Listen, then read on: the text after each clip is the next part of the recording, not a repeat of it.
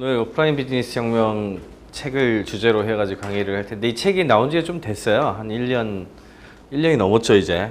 1년이 넘었는데 너무 빨리 책이 나왔나?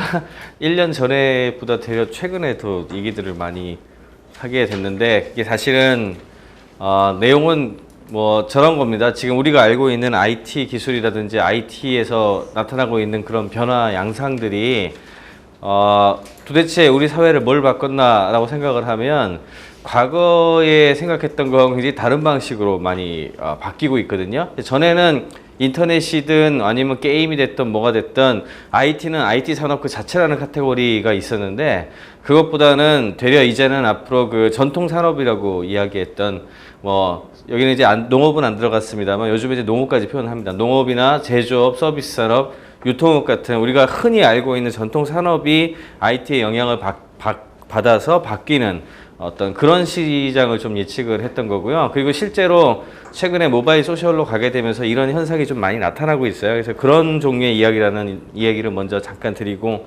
가겠습니다. 먼저 이런 어떤 변화 양상을 보려면 이제 산업 패러다임 변화 전반에 대해서 조금 이해를 할 필요가 있는데 항상 최신이 좋은 것만은 아니에요. 왜냐하면은 이거 강의할 때도 잠깐 느끼시겠지만 한 몇십 년 전만 하더라도 별로 관심을 못 받던 어떤 경제학자나 이런 사람들 이론이 최근 들어가지고 갑자기 이렇게 부상되는 그런 사람들도 있고 막 그렇거든요.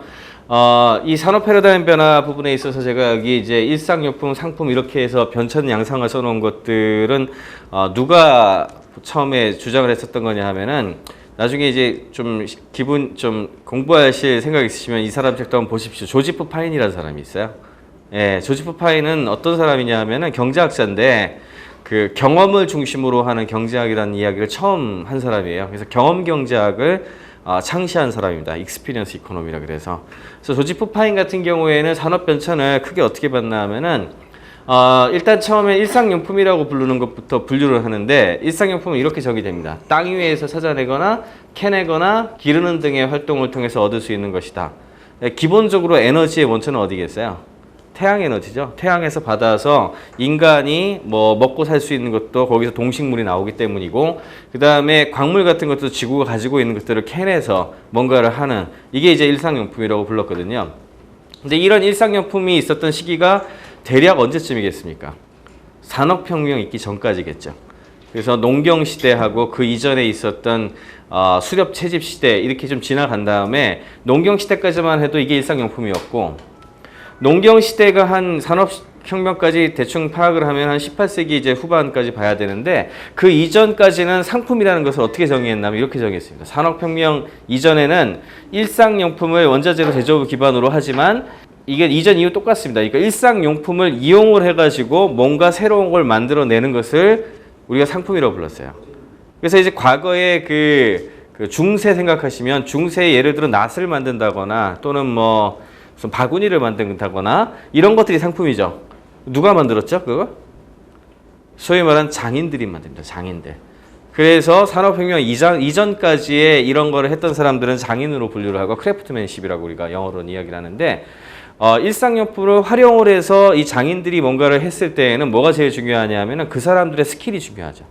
그러니까 그 사람들의 기술을 이제 그 나름대로 전수도 시키고 교육 시스템은 그 다음에 이들이 자기 나름대로의 기술에 대한 어떤 그 보호를 하기 위해서 결합을 하고 뭔가 좀 카르텔 같은 걸 형성을 하게 되거든요. 그리고 또 그에 대한 기술에 대한 공부도 같이 나누고 이게 뭐죠? 이게 길드입니다. 길드가 이렇게 만들어지고 그러면서 이제 산업혁명 이전에 그 사회에서 상품이 정의됐었는데 산업혁명 이후에 이게 확 바뀌었죠. 산업혁명 이후에 어떻게 됐습니까? 기본적으로 그 산업혁명의 가장 중요한 그 포인트는 뭐냐 하면은 에너지예요, 에너지. 그 이전에는 태양한테서 받은 에너지를 우리가 동물, 식물 이런 거를 써가지고 바꿀 수 있었던 이제 이런 생체적 에너지였는데 그리고 또 뭔가를 바꾸려면 기계적인 것밖에 없죠. 화학에 대해서 아는 게 없으니까. 근데 이 기계적 에너지를 어떻게 바꾸는 걸 만들게 됐죠? 예. 지구가 수천만 년 동안 압축해놓은 에너지를 한꺼번에 꺼내가지고 한꺼번에 기계적 에너지로 바꾸는 장치를 개발한 거죠. 그게 뭐죠? 그게 증기기관이죠.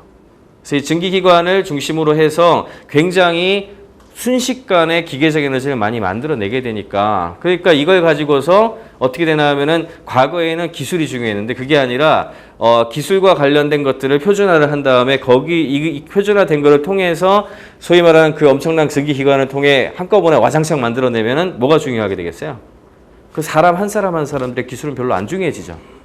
그러면서 자연스럽게 자본, 왜 자본이 필요하겠어요? 기계를 갖다 획득하는 사람이 더 중요하니까. 그래서 자본이 이제 중심이 되고 그러면서 이제 역사적으로 굉장히 중요한 사건들이 몇 개가 나타나게 되는데 첫째는 석유나 석탄 같은 걸 채굴하기 위한 광업이 굉장히 커져요. 왜? 거기에 이제 돈이 많이 들고 사람도 많이 투입되잖아요. 그럼 그걸 함부로 금방 할 수 있는 사람들이 없죠. 그래서 국가 단위의 엄청나게 거대한 회사들이 탄생을 하게 됐고 그 다음에 이렇게 탄생한 증기기관을 가지고서 또 파생혁신이 일어나게 되는데 그게 교통이거든요. 그래서 철도하고 고속도로, 자동차가 나오게 됐는데 이게 공간을 줄였죠. 그러면서 시장이 글로벌로 확대가 돼요. 그러니까 빈익빈 부익부가 좀 더 확대가 되면서 점점 더 중앙 집중적인 형태로 넘어갑니다. 여기서 굉장히 재미있는 사건이 하나 있는데 뭐냐면 월스트리트이 어떻게 탄생했는지 아세요? 아까 말씀드린 광업 수준이라든지 또는 뭐 고속도로 닦는 수준은 나라에서 채권을 가지고 어떻게 할 수 있는 수준이었어요. 그러니까 아무리 뭐 좀 돈이 많이 든다 그래도 국가에서 좀 어떻게 좀 해가지고 돈을 끌어모아서 하면은 좀 하나 두 개 커다란 기업을 만들 수 있는 어떤 그 정도 수준이었는데 제일 중요한 변화를 끌어낸 게 철도입니다. 철도가 특히 미국에서 동해안에서 서해안까지 이 그 대륙간 횡단 열차를 놔야 되는데 미국이 그 나라 돈 가지고 이거 커버를 할 수가 없게 됐어요. 그럼 어떻게 해야 돼요? 유럽부터 시작해가지고 전 세계 돈을 끌어와야 됐거든. 그래서 뉴욕에 월스트리트를 만든 다음에 거기서 자본을 조달했어요. 전 세계 자본을. 왜? 대륙 횡단 열차를 개설을 하려고. 그렇게 해서 만들어져가지고 지금 우리가 알고 있는 이동을 통한 유통 채널 이런 걸 통해가지고 상품이 우리가 알고 있는 형태로 바뀌게 됩니다. 그래서 이런 거를 뭐라고 표현했나 하면은 상품의 일상용품화라 그래요. 산업혁명과 함께 지금 이때의 상품은 과거 시대의 상품하고 다르죠. 왜? 장인들의 기술하고 관계가 없죠. 자본하고 그다음에 얼마나 쉽게 유통 채널을 통해 얻을 수 있는가 그리고 가격 경쟁력이 중요하고 불량이 안 나야 되고 그다음에 굉장히 그 퀄리티 그리고 생산성 혁신이 일어나는 게 더 중요하잖아요. 그래서 이런 걸로 모든 것이 재편되기 시작한 것이 한 20세기 초반까지의 이야기라고 말씀을 드릴 수가 있습니다.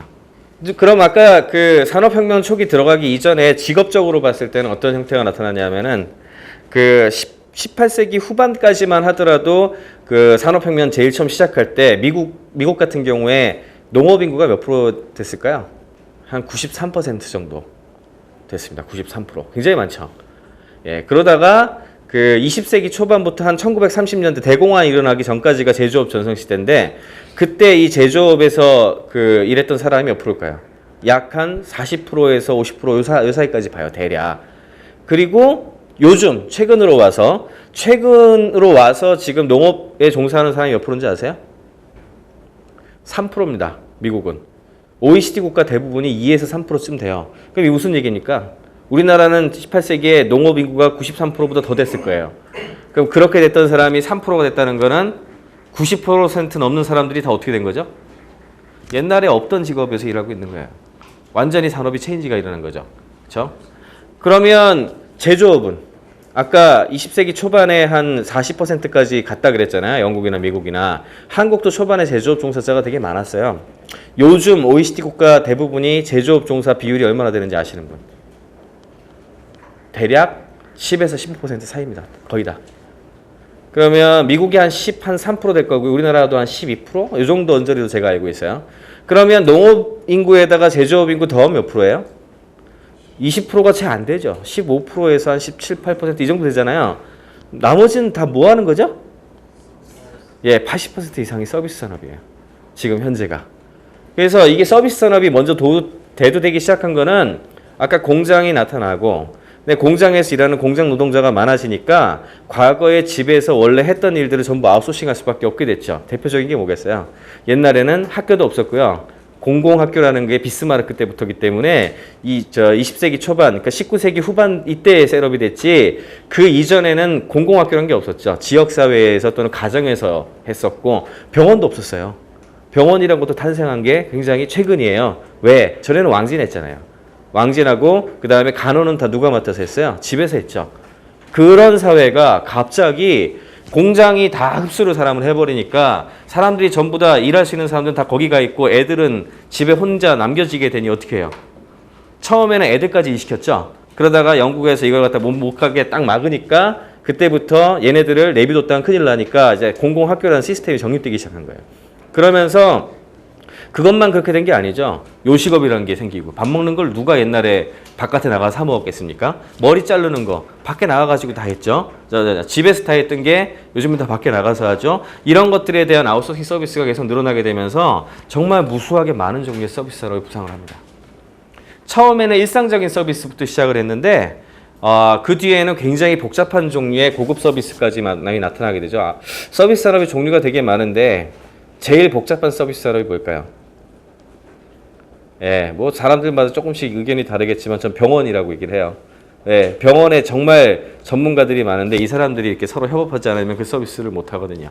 예, 근데 이 서비스 산업도 지금 가만히 보시면 어떻게 되고 있어요? 일상용품화가 진행이 됩니다. 일단 처음에 간단한 것부터 대표적인 게 기계나 기술이 들어와 가지고 바로 체인지할 수 있는 거. 전화가 제일 먼저 서비스 손 이렇게 하던 거를 그 전자식 교환기가 들어오면서 굉장히 빨리 대체가 되기 시작을 했고 그 다음에 인터넷 서비스 이런 거 나오더니 우리 밥 사 먹는 것들이 체인화가 되기 시작하죠. 대표적인 게 어디예요? 맥도날드 뭐 이런 거. 그리고 KFC 뭐 이런 거 쭈루룩 나오더니 유통도 동네 구멍가게 위주로 돼 있던 게 요즘 어떻게 돼가고 있어요? 월마트를 중심으로 시작을 해가지고 거의 엄청나게 많은 종류의 유통 서비스가 프랜차이즈화가 진행이 되고 있죠.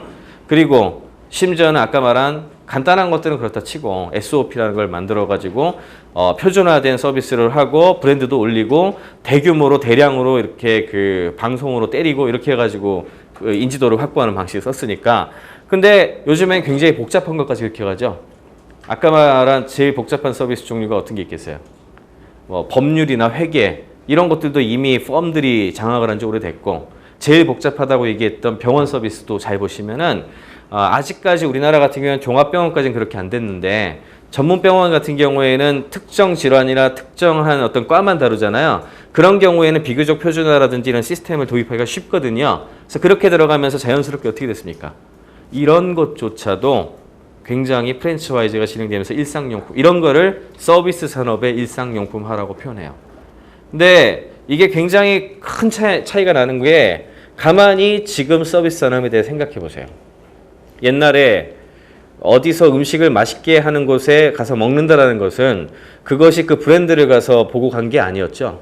어땠죠? 불과 몇 년 전만 하더라도 그 집에 그 할머니가 굉장히 음식을 맛있게 한다. 그 장인하고 똑같잖아요. 서비스에서 장인하고. 그 장인의 어떤 그 기술을 믿고 가가지고 뭔가 우리가 먹던 거였는데 그게 아닌 게 돼버린 거죠. 머리를 자를 때도 예를 들어 남자들 같은 게 블루클럽을 간다. 그러면 이게 과거에는 내가 잘 가던 단골 그 이용실에 가가지고 머리를 자르고 했던 건데 그게 아니라 어떻게 자르는 표준화된 가격표에 맞춰가지고 가서 하게 됐죠.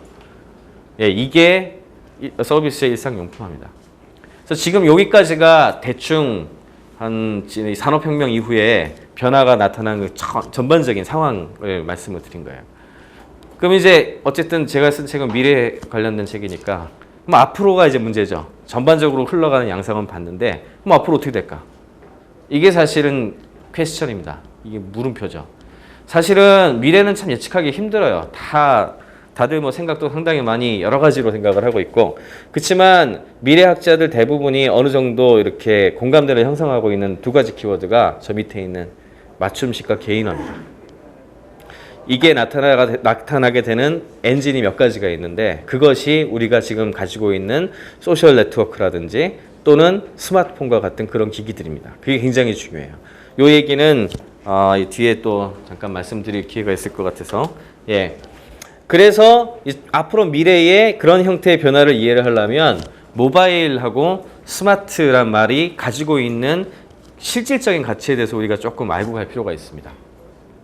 그러면 IT에서 모바일 스마트 나오기 전에 IT의 제일 중요한 키워드는 뭐였을까요? PC하고 인터넷이었죠. PC, 인터넷에서 모바일 스마트 비슷한 것 같은데 비슷한 것 같아요? 다른 것 같아요? 차이점 확실히 알겠다는 사람 손 들어보세요. 사회적 가치적인 측면에서. 생각보다 비슷한 종류 같이 느껴지시죠, 되려. 근데 이게 굉장히 다른 종류예요. 그래서 이게 되게 중요한 얘기입니다.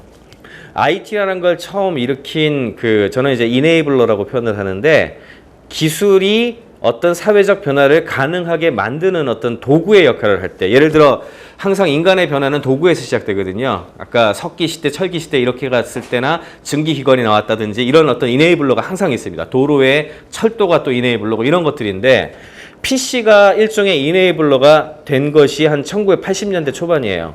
1977년에 이제 애플2가 나오면서 전 세계에 이제 PC가 보급되기 시작을 했지만 80년대 초반에 이제 8비트 컴퓨터라는 것부터 시작을 해가지고 아마 한국에서는 여기 나이대가 좀 다양하셔가지고 기억하시는 분도 있고 없으신 분도 있을 것 같은데 우리나라에 PC 처음 보급되기 시작한 건 한 82년, 83년 이때거든요. 81년 이때 당시에는 LG가 아니었죠. 골드스타 금성사에서 그 페미컴이라는 제품을 갖다가 텔레비전에 막 하면서 제일 처음이라고 보셔도 돼요.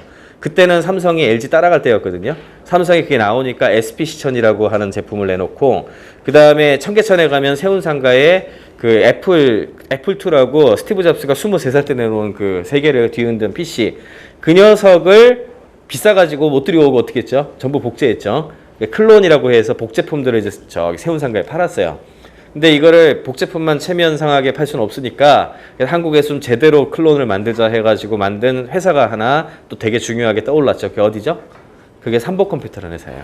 삼복컴퓨터, 골드스타, SPC1000 한 삼성전자 이 정도가 우리나라 8비트 컴퓨터 하면서 그때 기술 교과 과정에 이제 PC도 가르치고 베이직 프로그래밍도 가르치고 막 이랬어요.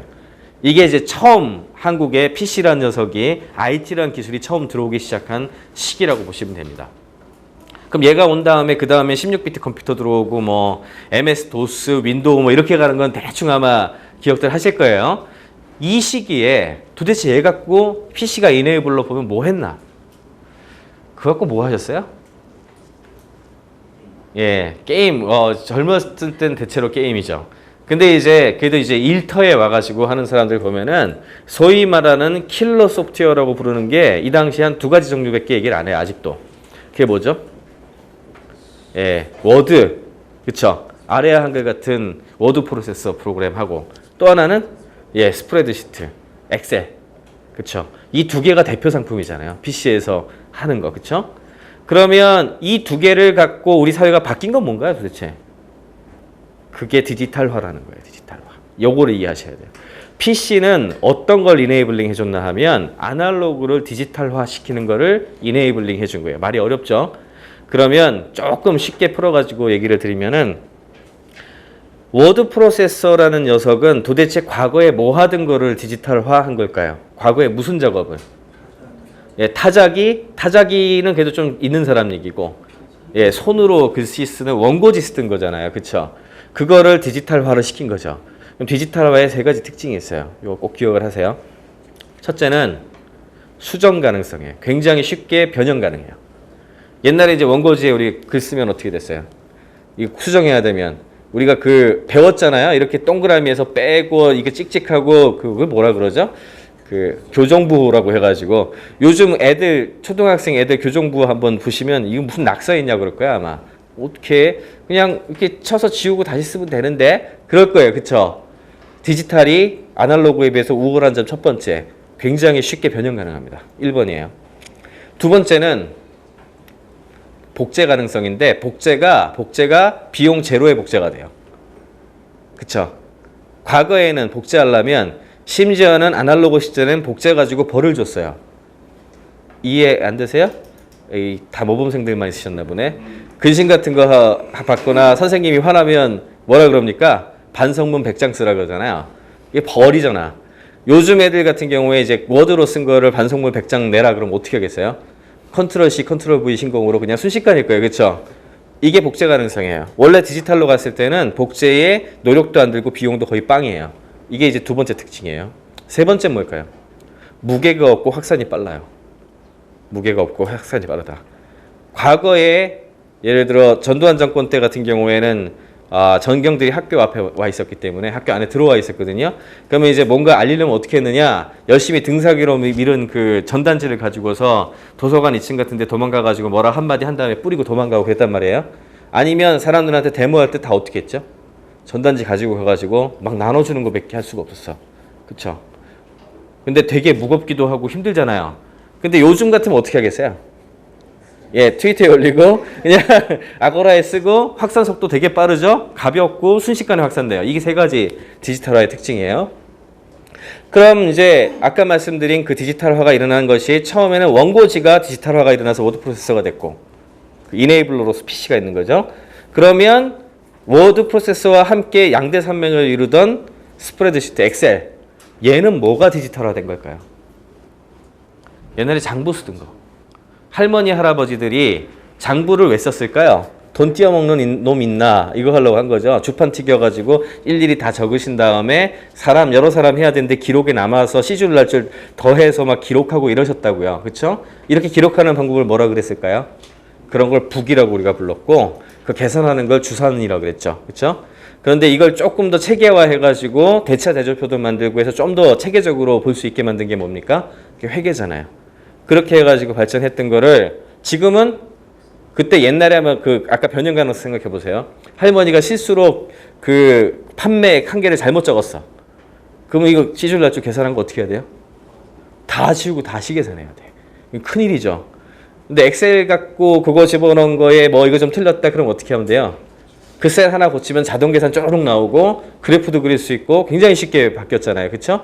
이 두 개가 이제 킬러 소프트웨어가 됐고 그 다음에 이 비슷한 형식으로 이 아날로그 문서가 디지털화된 게 종류가 많은데 하나씩 여쭤볼게요. 그러면 과거에 결제 문서 이만큼 쌓아 만화 같은 데만 요즘엔 나오지만 이렇게 쌓아가지고 도장 찍어가지고 결제했잖아요. 그렇죠? 그렇게 결제하고 하던 것들을 디지털화한 게 뭘까요? 그게 이제 그루베어라고 그러죠. 그루베어라고 그랬고 그 다음에 기획 문서 쓰고 이게 프레젠테이션 할 수 있는 어떤 그런 거 써가지고 했던 게 디지털한 게 뭐죠? 이거잖아요. 파워포인트. 그 다음에 대장이라는 게 엄청 많았던 거 기억나세요? 인사대장부터 시작해가지고 과거에는 이만한 두꺼운 종이 접어가지고 사진 붙이고 일일이 다 써가지고 폴더로 해가지고 인쇄대장이라고 해가지고 관리를 했고 그 다음에 이 토지 같은데 지금 그 회사에 회의실이 있다. 그 예약 어떻게 했는지 기억나세요? 바깥에 이렇게 붙여놓죠. 그럼 먼저 가가지고 쓰고 몇 월 며칠 날 몇 시부터 몇 시 쓰고 우리 팀 이렇게 먼저 적는 놈이 임자예요. 그쵸? 그렇게 했다고요. 재고도 재고 대장을 이용을 했고 이런 대장들을 한꺼번에 묶어가지고 디지털로 관리하던 게 뭐죠? 그게 ERP예요. 예, 이런 식으로 다양한 형태의 문서들이 디지털화가 된 것이 PC가 이네이블러로서 우리 사회에 미친 영향입니다. 그러면 왜 했을까요? 디지털화를. 근본적으로 왜 했을까? 항상 왜 사회적 가치를 중심으로 다시 생각을 해야 돼요. 왜 했나? 기업 경쟁력이 올라가거든. 아날로그로 한 것보다는 디지털함으로 인해 가지고 훨씬 빠르게 결정을 내릴 수도 있고 그 다음에 관리의 효율성도 만들 수가 있고 그러니까 누구나 기업들이 디지털화를 하는 걸 뭐라고 불렀어요? 전산화라고 불렀죠. 근데 자기 내부에서 다 할 수가 없으니까 그걸 아웃소싱 해가지고 산업을 하나 만들었어요. 왜? 그거 잘하는 애들이 와서 서비스로 만들어주는 걸 했거든. 그게 무슨 산업이에요? 그게 IT 서비스 산업. 소위 말하는 SI. 그래서 탄생한 회사들이 삼성 SDS 같은 종류의 회사들이 나온 겁니다. 이렇게 됨으로 인해서 그 기업의 디지털화가 진행이 됐고 그럼으로 인해 가지고 이걸 한꺼번에 묶어가지고 뭐라 그래도 기억나세요? 이런 소프트웨어를 한꺼번에 묶어서 OA라고 그랬죠. OA. 오피스 오토메이션. 사무자동화. 그게 PC가 바꾼 근본적인 변화입니다. 기업의 경쟁력을 상승시킨 거고 이걸 한 곳과 안 한 곳에 격차가 나고 안 한 놈들은 뒤처진다 해가지고 쓴 아주 대표적인 책이 빌 게이츠라는 사람이 쓴 생각의 속도라는 책의 내용 이런 내용이에요. 대략. 그리고 나서 20년, 15년 뒤에 82년부터 15년 뒤에 한 우리나라가 지금 1997년이죠. 이때부터 대략 어느 시기로 들어가요? 인터넷 시기로 들어가요. 인터넷이 있은 전에 PC에 이네이블링 한 거하고 인터넷 이후하고 약간 분리가 됩니다.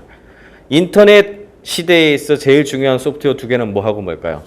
예, 웹브라우저랑 웹서버입니다. 그쵸? 웹서버가 뭐 하는 소프트웨어죠? 디지털 문서 보여주는 소프트웨어예요. 그쵸? 남한테 보여주는 소프트웨어. 홈페이지란 녀석을 올려서 남들이 와서 볼 수 있게 서비스해주는 소프트웨어. 그쵸? 그럼 웹브라우저는 정체가 뭐죠? 디지털 문서 뷰어입니다. 별거 없어요. 주소만 알고 거기 가면 그 뷰어죠. 그냥 뷰어. 간단해요.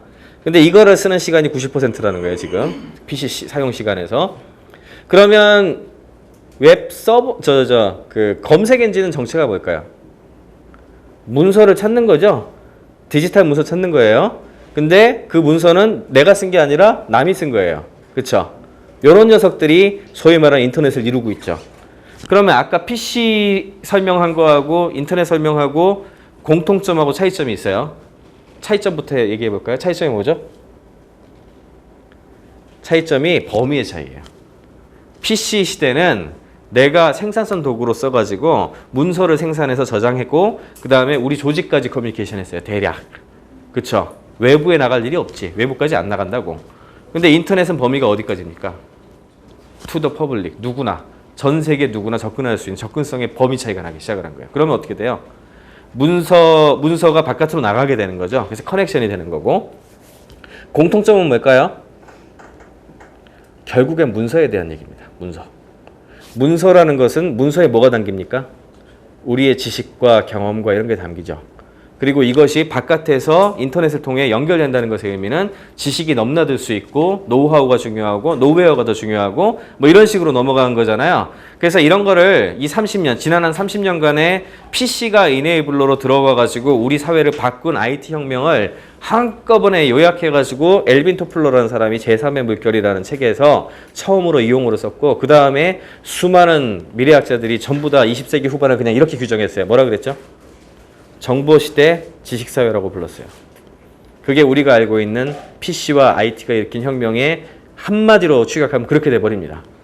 그리고 심지어는 이런 그 지식사회와 지식혁명에 의한 그런 변화를 끌어낸 대표적인 그 사람들을 한꺼번에 묶어가지고 피터 드러커라고 지금 이제 자꾸 했지만 굉장히 경영하게 유명한 사람은 그런 사람들을 뭐라고 불렀습니까? 따로 지칭해가지고 말을 만들었죠. 지식노동자. 그래서 지식사회, 지식노동자 시대로 대략 80년 이후에 30년간을 정의합니다. 대충. 여기다가 모바일 스마트 써놓고서 왜 갑자기 PC 인터넷을 이렇게 광활하게 오랫동안 얘기를 했을까? 이유가 뭘까요? 기본적으로 철학이 완전히 다르기 때문에 그래요. 이걸 이해하지 못하면 오프라인 비즈니스 혁명을 이해할 수 없어요. PC가 이네이블러로서 할 수 있었던 것은 결국엔 문서 만들기입니다. 그리고 문서라는 녀석은 디지털 문서인데 그 디지털 문서들의 엮임이 뭐겠습니까? PC에 올라간 웹페이지, 홈페이지에 엮여는 그 네트워크가 바로 인터넷이죠. 그럼 인터넷은 그냥 문서들의 네트워크예요. 가상세계 거기 그냥 있는 거야. 그럼 인터넷이 만들어낸 실제적인 산업은 뭔가? 크게 세 가지 보죠. 일단 그 왔다 갔다 하는 게 편하니까 전자 그 쇼핑몰 이런 게 좀 나온 것들 유통 약간 좀 변하게 만든 거 그게 하나가 있고 그 다음에 원래가 디지털 상품인 상품 세계를 하나 열었어요. 그것 때문에 대표적인 회사들이 몇 개가 태어난 정도입니다. 어떤 게 있죠? 예, 미디어 같은 것들로 보고서 해당 미디어를 뭉쳐서 쉽게 보여줄 수 있도록 하는 걸 해주는 회사. 소위 말하는 검색 엔진이나 포탈이라고 부르는 녀석들이 그 역할을 했죠. 그래서 한국 같은 경우엔 NHN이나 다음 같은 회사가 그런 걸로 뜨기 시작을 한 거고. 또 대표적인 상품이 또 하나 뭐가 있을까? 게임 있죠, 게임. 게임은 전형적인 디지털 상품이에요. 그쵸? 과거에 없던 건데 온라인 게임부터 우리가 PC 게임 할 거 없이 이 상품 시장을 가지고서 또 굉장히 커다란 기업들이 나타나기 시작을 했죠. 대표적인 데가 NC소프트나 뭐 넥슨 같은 회사. 이런 회사들이 나타나면서 이제 이걸 바꾸게 된 거죠. 감이 잡히세요? 요게 디지털 경제인데 가만히 보면은 현물 경제하고는 별 상관이 없어요. 실제로 기업들 약간 생산성 올린 거, 그 다음에 요렇게 말씀드린 디지털 상품을 취급하는 회사, 얘네들 빼고 실제 농업이나 제조업이나 서비스업 이런 거 바뀌었어요? 바뀐 거 느끼세요? 못 느끼시죠, 거의. 그게 지금까지 말한 PC, 인터넷 시대의 IT의 역할의 한계입니다. 거기까지가 한계야. 소위 말한 가상계하고 현실계하고의 괴리가 있는 거예요. 가상계의 인터넷 세계하고 우리가 사는 세계하고는 다른 세계. 왜? PC에 가서만 접속할 수 있으니까. 우리 살고 있는 데랑 틀리잖아. 이게 제일 중요한 포인트예요. 그럼 모바일은 뭐냐? 모바일의 이네이블러는 뭘까요? 예, 휴대폰이죠. 휴대폰. 이게 핵심이에요. 휴대폰은 언제부터 나왔나? 1983년. 이것도 이렇게 오래됐어요. 그 당시에는 모토로라에서 다이나텍이라는 제품이 제일 많이 알려졌었는데 보신 분 계실라나? 이렇게 벽돌처럼 생긴 굉장히 큰 그게 10시간 충전해서 1시간 쓰거든요. 그 기계가 300만 원쯤 하고 10시간 충전해서 1시간 쓰려면 이동성을 어떻게 확보해야 되겠어요? 이동성을 확보할 수가 없잖아. 1시간마다 왔다 갔다 할 수도 없고. 예, 그래서 차에 충전기를 놓고 다녔죠. 그래서 뭐라 그랬죠? 카폰이라 불렀어요. 이거 있는 집이 굉장히 부잣집이죠. 근데 이게 있기 전에 전화기가 어디 있었어요? 집이나 직장. 이게 무슨 얘기죠? 직장 얘기를 하거나 집 얘기하라는 얘기야. 그쵸? 내가 없죠. 우리는 나라는 사람의 커뮤니케이션이 없는 사회를 그동안 살아왔어요. 휴대폰 그것이 처음 나오면서 음성통화가 시작됐죠. 음성통화를 할 때 가장 중요한 소프트웨어는 전화번호부였어요. 그 안에 우리가 알고 있는 컨택 리스트, 전화번호부를 얼마나 많이 집어넣고 다니느냐, 그걸 쉽게 접근할 수 있느냐가 되게 중요하죠. 왜? 나의 개인 인맥이잖아, 그게. 그리고 언제 어디서나 장소와 시간에 구애받지 않고 전화를 걸어서 소통할 수 있게 됐죠. 당시에는 음성통화만 가능했으니까 제일 중요한 포인트가 뭐였을까요? 잘 터지냐 안 터지냐. 예, 그래서 우리나라에 아주 중요한 브랜드가 하나 생겼죠. 그게 뭐죠? 한국 지형에 강하다 애니콜이 그때 사실 굉장히 뜨게 된 거예요. 그러면 이때 그 휴대폰이란 녀석이 해준 역할. 그러면 나하고 친구하고 통화를 한다고 치면 그게 실제로는 누구랑 통화하고 있는 거죠? 전화기랑 얘기하고 있죠. 전화기랑 친구도 전화기랑 얘기하는 거예요. 왜? 전화기에 귀랑 입이 있으니까. 전화기의 귀가 뭐예요? 마이크, 입이 스피커. 그쵸? 그러면 전화기 둘이서 텔레파시로 주고받고 하는 거를 중계해 주는 거죠. 얘네들이 우리 얘기를 대신 중계해 주는 거야. 그쵸? 그 역할이었어요. 그러던 애가 조금씩 진화를 하죠. 눈이 달리죠? 그게 뭐죠? 그게 카메라폰. 그럼 뭘까요? 내가 보는 걸 대신 보는 거예요. 내가 보는 걸 대신 보고 사진을 찍는다는 행위는 뭘까? 지속성이라고 표현해 이거를. 우리는 그냥 보고 이게 저장할 수가 없는데 전화기에 저장할 수 있게 지속성을 가능하게 해줬다는 게 첫 번째 보조로. 두 번째는 멀티미디어 메시지라는 게 나와서 사진을 보낼 수 있게 됐죠. 예, 이렇게 됐어요. 그 다음에 피부가 생겼어요. 만지면 반응해. 그게 뭐죠? 터치폰, 합틱 원투 뭐 이런 거 나왔던 거 기억나시죠?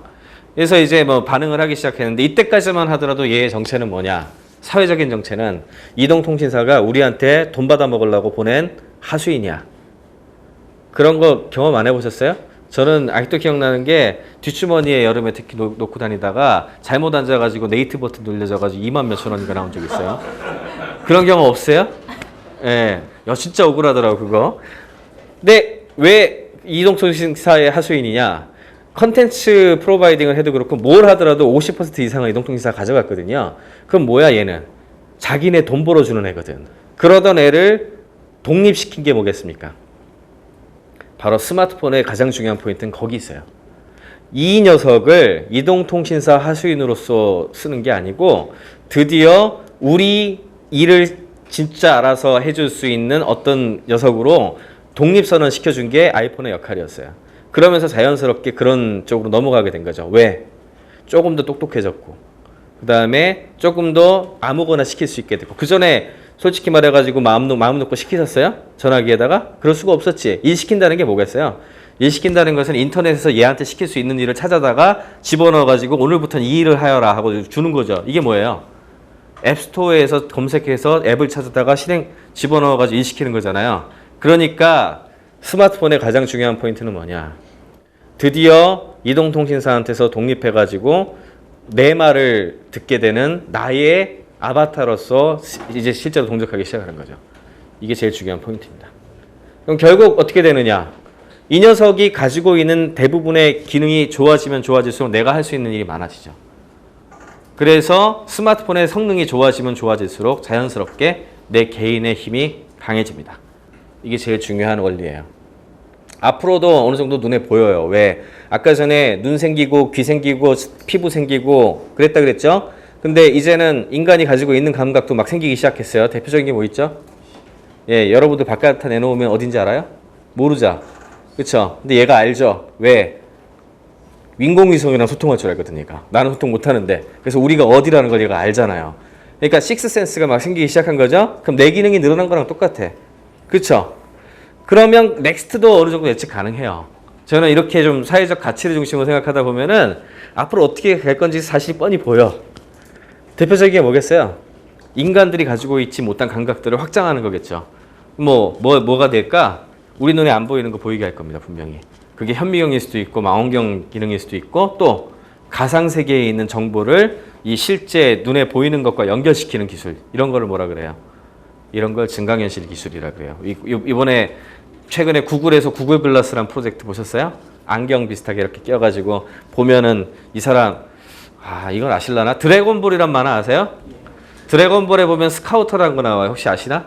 예, 이렇게 안경 쓰면 이 사람 전투력 10 뭐 이런 거 나오잖아요. 예, 쟤는 내 상대가 안 돼. 딱 그런 거, 이 가상기에 있는 정보를 링크하는 그런 거잖아요. 예, 요런 것들이 가능하게 해주는 게 또 첫 번째 형식일 것이고. 내 귀에 안 들리는 거 들리게 할 거야, 아마. 그런 게 있을 거고. 또, 제일 중요한 건 뭐겠어요? 일단은 인간들끼리 소통하게만 만들어 놓은 거거든요. 그래서 뭐부터 시작한 거예요? 1대1 소통, 1대1 음성통화부터 먼저 시작했죠. 근데 1대1 음성통화라는 것의 의미, 1대1 음성통화는 실제로 굉장히 비싼 소통 방식이에요. 왜? 두 사람의 시간을 동시에 뺏어야 되거든. 그렇죠?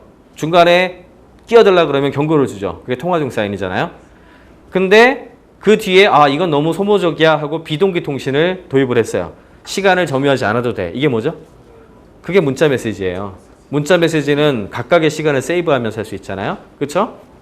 그러다가 뭐가 나왔어요? 카카오톡이나 소셜 네트워크 서비스. 이건 뭐예요? 다대다. 여러 명 대 여러 명이 동시에 커뮤니케이션을 할 수 있도록 인간들의 커뮤니케이션을 확대한 거. 감 잡히세요? 그러면 앞으로는 여기까지는 인간들이 할 수 있는 거였는데 인간이 못하는 거라겠죠? 왜? 얘는 사물 통신이 가능하거든. 그러니까 뭐겠어요? 처음에는 비슷한 동족들끼리 소통하는 걸 도와줄 거야. 대표적인 게 엔스크린이에요. 그래서 비슷한 동족, 조금 사이즈가 다른 것들.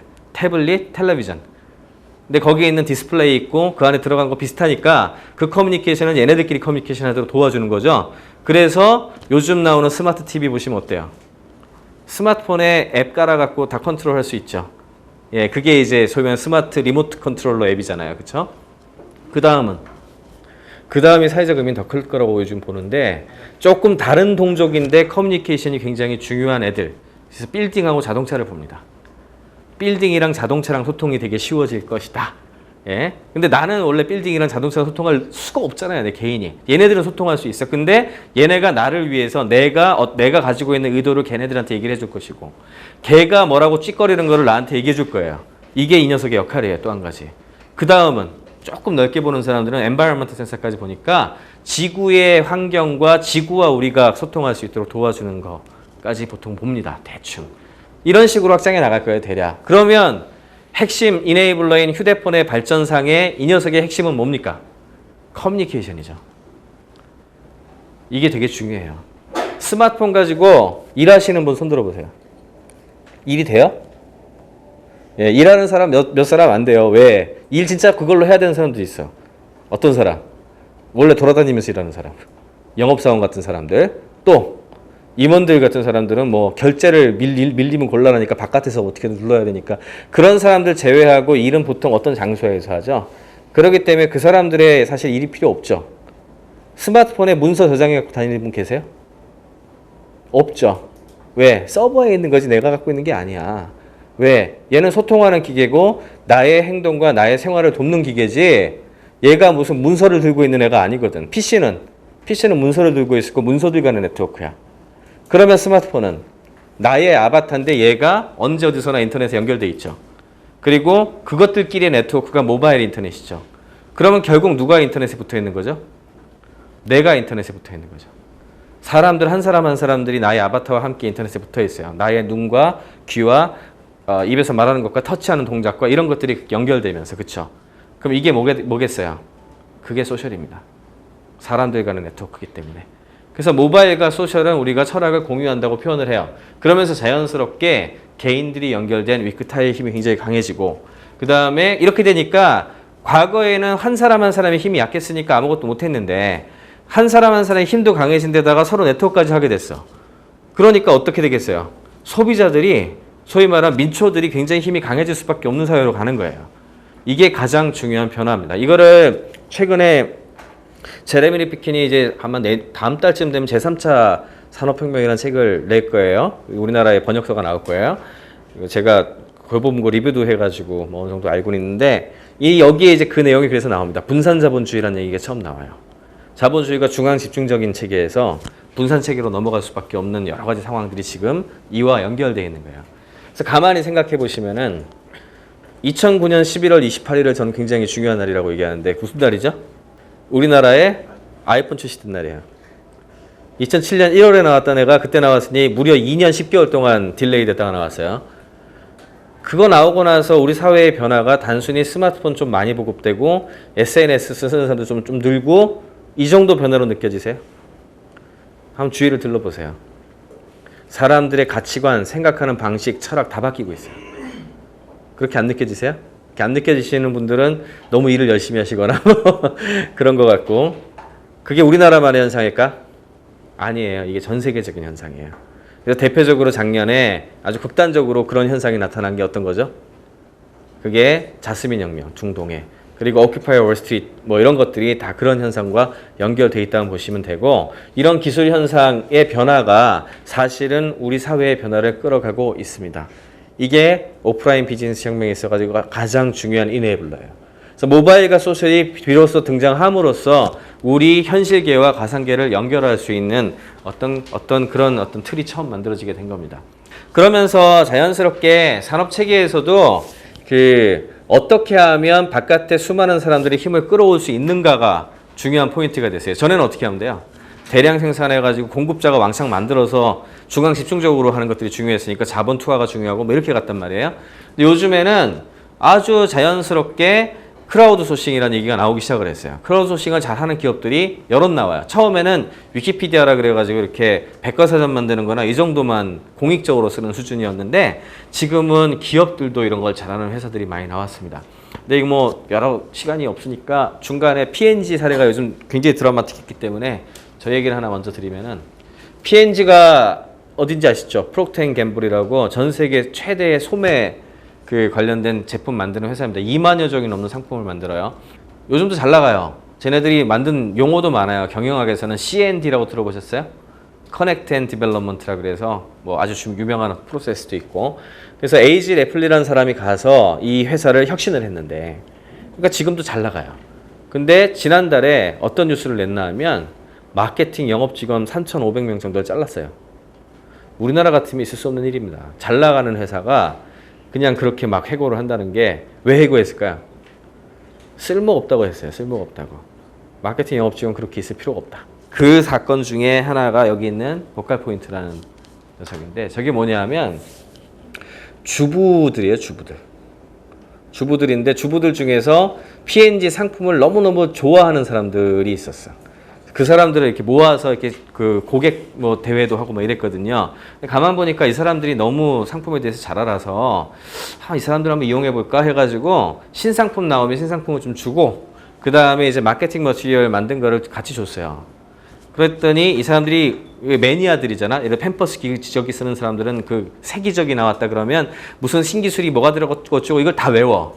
그래가지고 친구들한테 가서 새로 나온 팸퍼스 기저귀 써봤냐, 이거 굉장히 오줌도 안 새고 굉장히 좋다, 뭐 이렇게 얘기를 한단 말이에요. 근데 그 P&G 직원이 똑같게 외워가지고 와서 영업하러 와서 뭐라 얘기를 했어요. 친구 말 듣고 사시겠어요? 아니면 그 직원 말 듣고 사시겠어요? 친구 말 듣는단 말이에요. 그러니까 어떻게 돼? 이거 굉장히 막 효과가 뛰어나네 하고서 그런 사람들을 모아가지고 이 사람들을 이렇게 인커리지 해줄 수 있는 상품도 주고 하면서 커뮤니티 관리를 하기 시작했어요. 그게 보컬 포인트예요. 효과가 너무 좋으니까 P&G에서 이거 뭐 굳이 우리가 마케팅 영업할 수 없는데, 이거죠. 옛날 기업 입장에서 생각하면은 기업의 핵심 역량 자체 내부에 있었던 게 아니죠. 바깥의 힘이란 말이에요. 이렇게 바깥의 힘을 우리 쪽으로 끌어당겨 올 수 있는 거, 이런 거를 크라우드 소싱이라고 부릅니다. 그래서 크라우드 소싱을 잘할 수 있는 기업, 그리고 협업과 공유를 끌어올 수 있는 어떤 그런 기업들이 굉장히 두각을 나타나게 된 거예요. 페이스북도 처음에 다국어 지원할 때 어떻게 했는지 아세요? 페이스북 64개국 언어 처음 지원할 때 자기네 언어가 영어랑 다른 사람들을 모집해서 발론티어들이 했어요. 간단하게. 그거 누가 하냐? 저 같아도 했을 것 같아요. 미국에 있었으면. 나도 이거 페이스북 서비스 되게 좋은데 한국어로 번역해 놓으면 되게 한국 친구랑 하고 싶잖아. 그러면 이 서비스를 좋아하니까 내가 가서 하겠다, 이럴 것 같아. 그럴 수 있는 기업이냐 아니냐가 되게 중요해지는 거예요. 그래서 이런 게 크라우드 소싱이에요. 그래서 요즘에는 뭐 굉장히 보수적이라기보다는 글로벌 에너지 서비스 회사에 이르기까지 이런 크라우드 소싱 원리를 접목하는 것들이 많이 늘어나고 있습니다. 또 한 가지 원리는 이런 식으로 되다 보니까 소위 말하는 바깥으로 퍼져나가는 어떤 그런 비즈니스 모델에 의해 가지고 새로운 형태가 나타나기 시작을 했는데, 이건 마이클 메스닉이라는 사람이 새로운 비즈니스 모델 공식이라고 쓴 겁니다. 팬과의 커넥션 정도에다가 사야 할 이유를 더하면 이거다. 이렇게 쓰면 어렵죠. 수학은 항상 공식만 보면 어렵잖아요. 그래서 예를 보면은 누구죠? 예, 이번에 와가지고 난리가 났었죠. 레이디 가가죠. 레이디 가가가 언제 데뷔했는지 아세요 혹시? 얼마 안 돼서 2009년에 데뷔했어요. 불과 3년 만에, 3년도 안 되는 시기에 전 세계 영향력 1위에 이르는 어떤 사람이 됐는데, 레이디 가가가 뭘로 떴는지 아세요? 유튜브로 떴어요. 유튜브로. 그전에는 뭐 진짜 무명이었거든요. 근데 유튜브가 소니하고 EMI 같은 데서 이렇게 뮤직비디오를 공짜로 배보라는 서비스를 통해 뿌리기 시작을 했죠. 그게 이제 유튜브랑 계약을 해가지고 그렇게 하기 시작을 했는데, 그때 바이아컴이라는 회사는 저작권 가지고 난리를 치면서 뭐 1조 원에 해당하는 소송 걸고 그랬어요. 왜 유튜브에 우리가 만든 뮤직비디오 올라간다, 저거 저작권 내야 된다 해가지고 소송 걸고 있을 때, 소니 EMI는 세상의 변화를 캐치를 하고 2009년 12월에 그냥 뿌려 해가지고 뿌리기 시작을 했어요. 그 결과 어떻게 됐냐? 2010년에 1년 통산을 보면 유튜브에서 가장 많이 본 비디오 탑 10 중에 6개가 이 베보의 뮤직비디오였어요. 그 중에 대표적인 사람이 레이디 가가, 샤키라, 또 누구 있지? 저스틴 비버, 뭐 이런 애들이 이제 뭐 휩쓴 거죠. 그러면 무료로 줬는데 돈을 어디서 벌었을까? 간단하죠. 아까 CWF, 팬들과의 커넥션이 커졌으니까 자연스럽게 돈은 벌래요. 어디서? 원래 벌던 데서.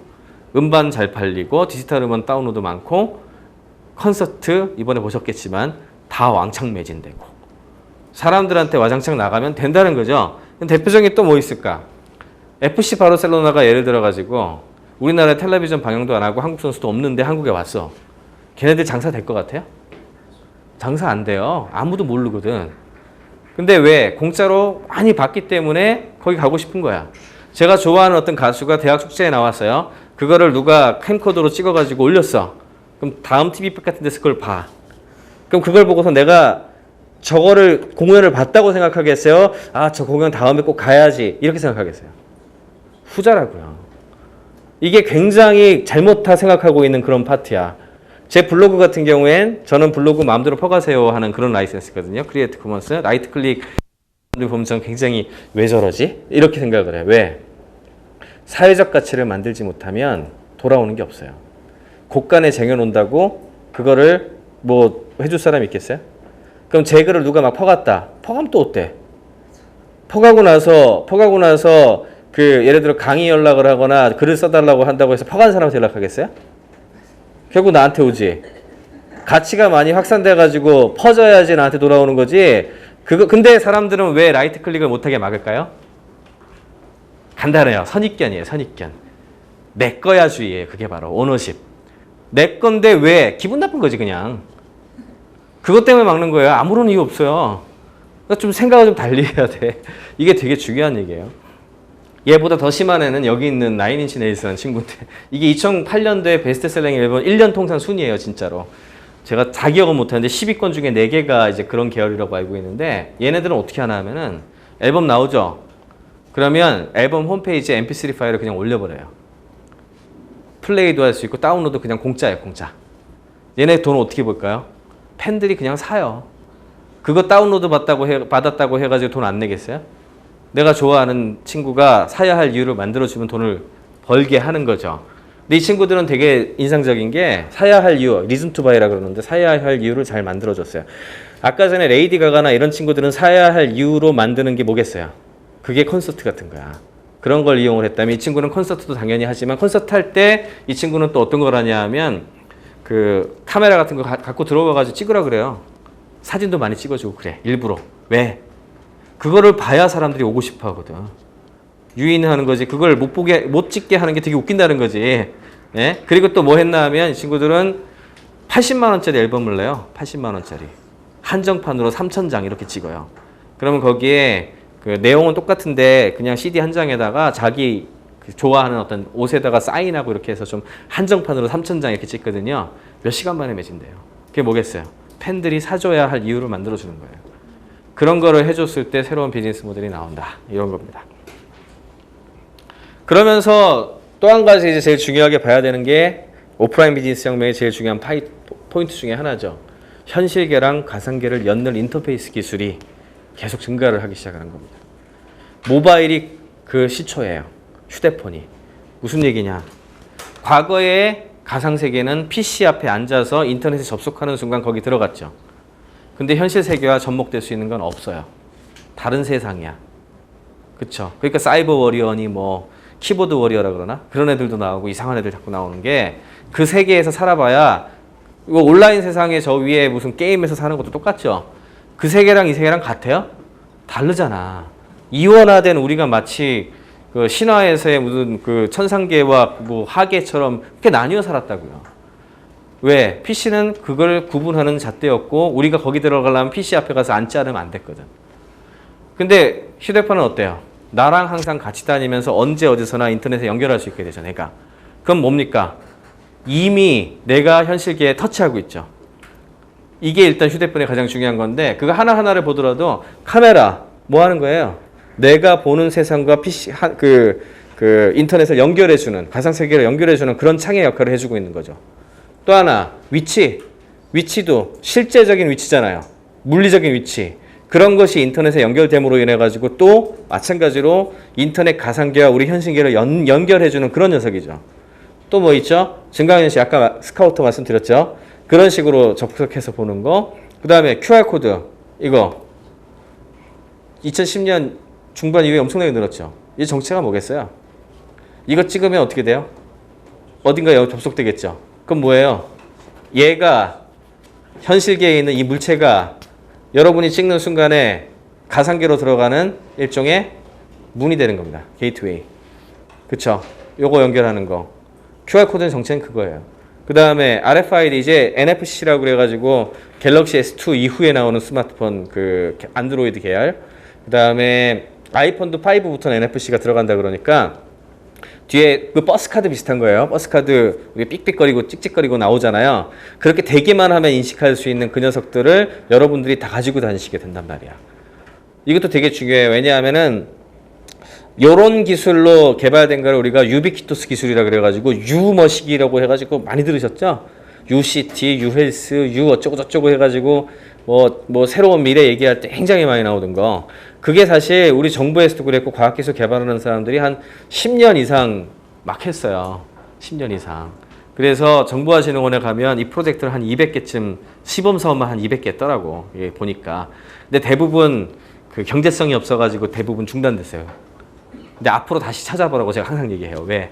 옛날에 안 됐던 게 다시 안 되는 게 아니다. QR코드도 몇십 년 동안 활성화되지 않던 데서 갑자기 뜬 거거든요. 그걸 가능하게 만들어주는 기술이 싸게 나왔을 때예요. 왜? 아까 그 200개 프로젝트가 어떻게 했나 하면 일단 제일 빨리 활성화된 거는 우리 교통카드 이게 제일 빨리 활성화됐지만 그거 제외하고는 잘 모르시겠죠. RFID 같은 거 이용해가지고 하는 거. 이유가 뭐냐 하면 뭐 제 기억나는 게 해운대 백사장에 미아 찾아주는 서비스도 있고요. 그런 것도 있고 별게 다 있어요.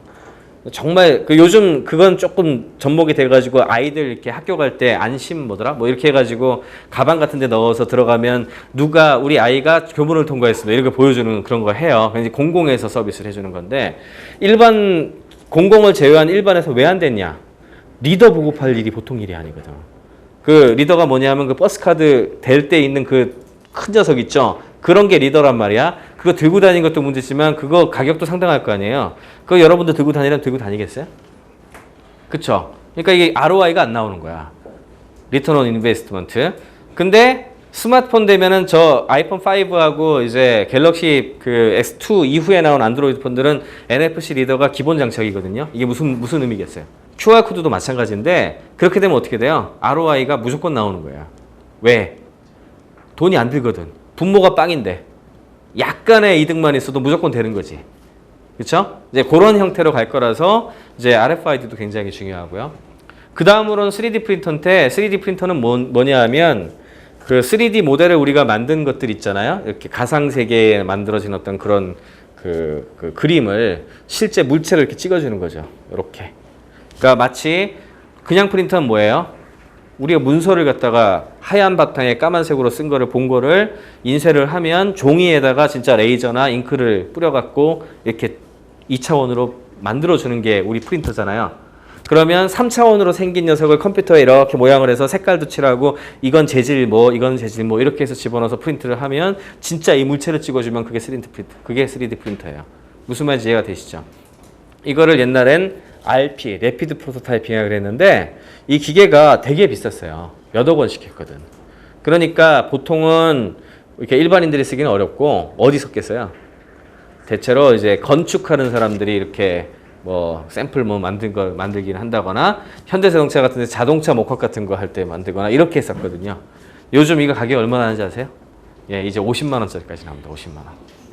50만 원에 그 조립까지 다 된 제품이 나오기 시작을 했고 그 여기 이제 프린트 재질은 앞으로 다양해질 텐데 흑백은 이제 백색, 하얀색을 ABS란 플라스틱을 보통 쓰게 되는데 이 플라스틱이 한 1kg에 한 $30 정도 해요. 원료가 1.7mm짜리 필라멘트가. 그럼 그걸 사다가 찍으면 얼마든지 지금도 할 수 있는데 그리고 나서 이제 페인트 칠하는 거거든요. 근데 요즘에 이제 메이크업 같은 데서 나오는 그 4색 프린터가 있어요. 4색 프린터. 그거는 필라멘트를 하얀색, 빨간색, 검은색, 파란색 이렇게 집어넣고 4개를 집어넣어서 그 색깔별로 알아서 찍을 때 집어넣어 뭐랑 옛날 뭐랑 되게 비슷하지 않아요? 잉크젯 옛날에 흑백 나오다가 칼라 이게 팩 꽂아갖고 찍던 그랑 똑같아요. 그래서 지금 칼라로 찍는 거 200만 원 정도 해요. 칼라로 찍는 거는. 그러면서 자연스럽게 이게 보급이 확대가 될 거예요. 이게 다 뭡니까? 가상 세계에 있던 거를 우리 현 세계에 나타나게 하는 기술들이고 이런 기술들이 나타나면서 소셜과 모바일이 나타나면서 드디어 오프라인 혁명이 일어나기 시작을 하는 거예요. 이게 이제 제가 그 책에 있는 내용들을 지금 총론적인 측면에서 그 책에는 사실 그 요런 거 하나하나에 대해서 제조업, 유통, 서비스 할 거 없이 다 이제 설명을 한 내용들이고 이 철학이 하나하나 각각의 산업별로 들어간 사례들을 보여드리는 것이 이제 다음에 대한 이야기들입니다. 그래서 지금까지 대략 어떤 방향으로 흘러갔는지 이제 감이 잡히시죠? 그래서 중요한 게 여러 가지가 있겠지만 일단 저는 제조업 같은 경우에도 이제 큰 혁신이 일어날 거라고 좀 보고 있어요. 그런 거를 제조 2.0이라고 불러요. 제조 2.0을 제일 먼저 잘하는 회사가 우리가 옛날에 했던 거와 굉장히 다른 방식인데 알리바바닷컴이라고 들어보셨어요? 예, 이 회사가 지금 중국에서 엄청나게 뜨고 있는 회사입니다. 저기가 뭐 홍콩 증시 2007년에 상장할 때 구글 기록을 깰 뻔했어요. 2등 기록을 세울 정도로 잘 나가는 회사였는데 이 회사 대주주는 손정희 씨죠. 소프트뱅크 손정희 씨이기도 하고 이 마윈이라는 사람이 이제 오너로 있는 기업인데 손정희 씨한테 투자하게 만들 때 마윈이라는 사람이 뭐라 그랬나 하면은 알리바바가 전 세계의 공장이 되겠다. 알리바바가 전 세계의 공장이 아니라 중국을 공장으로 만드는 플랫폼이 되겠다라고 선언을 했어요. 그래서 이 회사는 뭐 해주는 거냐면 이렇게 엮어주는 역할을 해요. 다리 놔주는 역할. 무슨 얘기냐? 중국에다 무슨 제조를 맡기고 싶다. 그러면 결국엔 만드는 사람하고 그 다음에 오더 내리는 사람 바이어 이 둘이가 제일 중요하단 말이에요. 그러면 그 만드는 4명, 5명의 지금 공장 그 기계값이 이렇게 아까 만드는 게 너무 싸졌다 그랬잖아요. 싸지니까 4, 5명에서 간단하게 뭔가를 만드는 자그마한 사업체를 차릴 수가 있게 됐어요. 그런 중국의 엔지니어들, 그 사람들이 제일 수출하려고 그러는데 못하는 게 뭐겠어요? 말입니다, 말. 영어를 못해요. 이게 제일 첫 번째 장애물이었어요. 두 번째는 수출을 해본 적이 없잖아요. 고급 지식이 없으니까. 만들기만 해봤으니. 그럼 뭘 못해요? 수출 입장 개설에서부터 그런 프로세스를 하나도 할 줄은 몰라요. 이 사람들이. 이게 문제였고. 바이어는 뭐가 문제였을까요? 쟤네 믿을 수 있을까? 이게 제일 문제야. 그래서 잘 할 수 있는 능력을 가진 곳을 찾는 것이 일단 매치메이킹 하는 게 제일 중요했고 두 번째는 뭐겠어요? 마찬가지로 쟤네가 중국말밖에 못하니까 영어로 소통해야 되지. 이거 해줘야 되고 또 뭐가 있을까? 과연 그 우리가 낸 대로 줄까? 그러니까 뭐 실사가 좀 필요하잖아요. 실사하기 너무 비용 많이 드니까 실사해야 되지. 네 번째는 물건 원래대로 안 주면 어떻게 해요? 보험 처리라도 해야 되잖아. 예? 리스크 있으니까. 그런 거를 해줘야 되는데 얘네가 그걸 다 해줘요. 대행을. 반실시간 통역 그런 그 채팅 이용해가지고 영어, 중국어 통역해주고 수출 입장 개설에서부터 이런 거 전부 다 대신해주고 그 다음에 그 크레딧 같은 거 이용해가지고 실제로 잘 만들 수 있는 곳 찾아주고 히스토리 어느 정도 관리해주고 물건 띄거나 그런 보험으로 처리해주고 이걸 다 중간에 대행해줘요. 그러니까 자연스럽게 미국에서 얘네들한테 주문을 맺기 뿐만 아니라 한국에서도 지금 알리바바에 물건 주문해서 많이 만듭니다. 진짜로. 그래서 진짜 얘네가 중국의 공장 역할을 하기 시작을 한 거예요. 알리바바가 2007년에 IPO를 한 다음에 2010년까지 3년간 그 심천 지역이 중심 지역인데 심천을 중심으로 한 고용을 얼마나 이끌어냈는지 아세요? 무려 110만 명을 이끌어냈어요. 지금 삼성전자 아무리 크다 그래도 1년에 몇 명 채용하나 보세요. 그게 대기업과 생태계의 차이예요. 왜? 그 110만 명은 알리바바가 직접 고용한 건 아니죠. 대부분 4명이나 5명, 10명 이 정도 되는 간의 수공업하는 아주 작은 제조업체들이야. 제조업자들. 그런 사람들이 그곳에서 창업해서 쉽게 이렇게 일어날 수 있도록 도와주는 그런 플랫폼 역할을 해준 거예요. 예, 그러니까 이렇게 자연스럽게 DIY 드론이라든지 이런 것들을 만들 수 있는 그런 기업들이 생겨난 거죠. 이제 중국은 어떻게 보면 조금 또 다른 얘기지만 미국에서도 좀 비슷한 현상이 일어납니다. 이것도 플랫폼의 제조업의 변화의 중요한 포인트인데 미국에는 테크샵이라는 회사가 나타나요. 이 회사는 이제 짐 뉴턴이라는 사람이 이제 설립을 하는데 짐 뉴턴은 엔지니어고 그 사람하고 같이 공동 파운딩을 한 사람이 어떤 사람이 있었나 하면 페덱스 킹코스라는 회사 아세요? 킹코스라고 이 강남역 같은데 근처에 가면 미국엔 되게 많아요. 이렇게 칼라 커다란 거 프린팅 해가지고 이렇게 쓸 수 있도록 한 서비스 산업. 그게 왜 생겼을까? 커다란 컬러 프린터 너무 비싸서 못 사거든.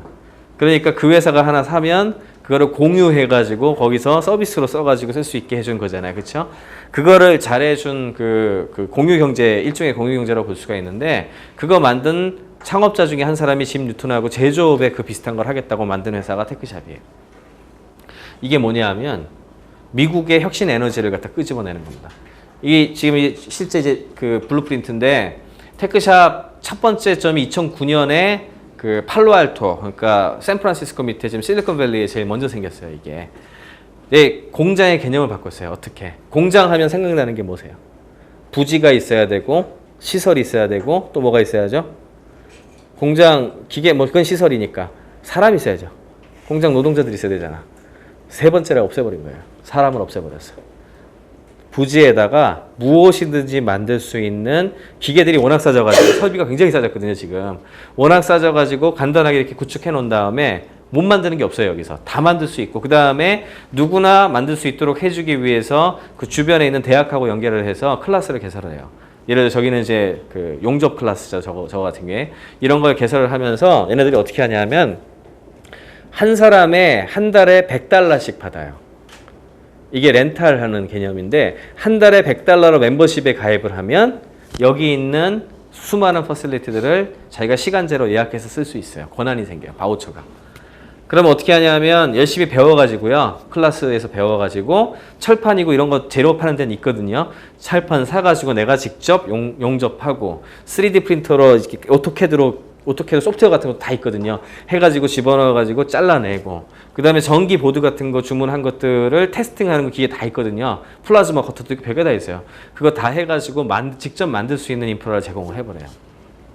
그러면서 어떤 회사들이 나타났나 하면 간단하게 그 프로토타입을 간단히 만들 수가 있으니까 만들어가지고 그걸 회사를 매각하는 사람도 굉장히 많이 나왔고 또 바이어랑 그 샘플 가지고서 이렇게 딜을 해가지고 계약을 5,000개, 10,000개 이렇게 받아요. 그럼 어떻게 하면 될까? 그 내용을 알리바바에 주문하면 돼요. 내가 공장을 끌고 가는 데 있어가지고 공장을 만들 필요가 없죠. 어느 정도 소규모로 갈 때까지. 이게 창의력 플랫폼이라 그 지역사회의 제조 창의력 플랫폼을 갖다 이끌어내면서 크게 성공을 했어요. 이게. 그 샌프란시스코 지역에. 그러니까 그 다음에는 이제 지금 현재 5개 지금 생겼는데 디트로이트, 그 다음에 노스캐롤라이나 LA, 또 어디 생겼더라? 하여튼 한 5군데 생겼고 3군데 지금 더 짓고 있고 2015년 정도 되면 미국 전역에 50개 정도가 생길 거라 그래요. 이런 게. 그리고 또 하나 인상적인 거는 포드 자동차 아시죠? 포드 자동차 입장에서는 봤더니 디트로이트에 있거든요. 디트로이트에 그 지역사회에 기계쟁이들이 워낙 많잖아요. 워낙 포드 장수가 컸으니까. 이 사람들이 지금까지는 포드를 위해서 일했지만 그 사람들이 일종의 인프라 아니야. 그러면 포드가 여기다 돈을 대가지고 디트로이트에 테크샵 윗 포드라 그래가지고 만들었어요. 그래서 뭘 하겠어? 그 주변에 있는 우리 공장 노동자들이나 이런 사람들이 집에 돌아가가지고 짬날 때 가가지고 자기 생각을 가지고 뭐든지 만들 수 있는 인프라를 한 거죠. 거기서 오픈 이노베이션이 나올 거라고 지금 보는 겁니다. 그래서 이런 형태로 가면서 새롭게 또 하나의 제조 인프라를 구성하는 회사들도 나타나기 시작해요. 그리고 아주 다양한 종류의 리소스들이 자연스럽게 늘어나기 시작을 했는데 이게 이태리에서 요즘 뜨고 있는 아두이노란 보드예요. 이게 오픈 소스로 이런 설계 보드 같은 거의 내용들을 전부 개방을 했고 이걸 동작시킬 수 있는 소프트웨어를 모두 다 10만 개쯤 넘거든요. 이 라이브러리 이거 동작시킬 수 있는 소프트웨어가 다 인터넷에 공개되어 있어요. 소스 코드까지 전부 다. 사람들은 이걸 다운로드 받아가지고 집어넣기만 해도 뭐 여러 가지 조작을 할 수 있는 그런 것들이 가능했고 굉장히 많이 팔렸습니다. 그 다음에 아까 말씀드린 메이크오버, 3D 프린터 여기 이걸 실제 이렇게 찍어내는 어떤 그런 건데 얘네들은 그럼 돈을 어떻게 벌까요? 이게 오픈소스로 굉장히 저렴하게 팔아. 사실상 이 원가에 가까워갖고 돈 안 남을 것 같아. 뭘로 돈 버냐 하면 3D 모델을 거래하는 시장을 만들었어요. 그래서 3차원 모델링을 한 거를 올리면 공짜로 올라간 것도 많지만 유료로 내가 판매를 할 수 있거든요. 그러면 그 판매한 거는 수수료를 얘네들이 가져가요. 시장 마켓플레이스 형식으로 해가지고. 그렇게 해가지고 진행을 하고 있는 프로젝트입니다. 그래서 이런 식으로 오픈소스라든지 우리가 흔히 얘기했던 그 소프트웨어에서 일어났던 혁신들이 자연스럽게 제조업으로 나타나면서 나타나는 현상을 오픈소스 하드웨어 무브먼트라고 불러요. 그래서 요즘 이런 걸 줄여서 OSH라고 해요. 오픈소스 하드웨어. 그리고 OSH가 최근 작년에 이제 전 세계 그 서밋이 한번 처음 열렸고, 그 다음에 헌장도 만들어지고, 올해 지금 오픈소스 하드웨어 코리아도 생겼어요. 우리나라도 생겼고, 자연스럽게 설계도부터 시작을 해서 소프트웨어에서 했던 오픈소스 운동이 제조하고 하드웨어까지 전부 나타나게 될 겁니다. 요게 또 하나의 변화인데, 이게 아주 최근이에요. 왜 보시면 아시겠지만, 이게 오픈소스 하드웨어 프로젝트 수예요. 2009년까지는 그렇게 많이 안 되다가 2010년, 2011년 가면서 그냥 폭증하고 있어요. 이 관련된 쪽의 일들이. 그래서 이 변화가 앞으로 그 제조 산업에 있어가지고 가장 큰 변화를 가지고 오게 될 어떤 그런 형태라고 보시면 됩니다. 이건 넘어가고. 근데 이런 변화가 나타날 때 항상 중간에 걸치는 산업이 뜨게 돼 있어요. 중간에 하이브리드 같은 거. 예?